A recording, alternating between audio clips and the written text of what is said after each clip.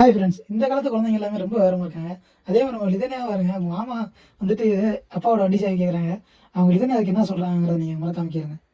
இதுன்னு மாமா பைக் சாவி எடுத்துட்டு போட்டா அப்பாவோட பைக் சாவியே ஏ வீட்டுக்கு தானே போறேன் மாமா. எங்க போறேன்? அது ஏன் வண்டி தானே. யார் வண்டி அது? அப்பா வண்டிலாம் கிடையாது. யார் சொன்ன அப்பா வண்டின்னு? என்னோட வண்டி. அப்பாட்ட கேளுங்க யாரோட பைக்குன்னு கேளு. அப்பாட்ட கேளுங்க. ஏன் வண்டி அது? ஆமா என்னோட ஓ வண்டி பாரு எங்க இருக்கு கீழே. ஓ வண்டி கார் தான். உன்னோட வண்டி. லிதன், நீ சொல்லு, அப்பா வண்டியை மாமாவுக்கு கொடுக்கலாமா வேணாமா? வேணாமாப்பா. அப்போ உனக்கு வண்டி கிடையாது. பைக்கு என்னோட பைக்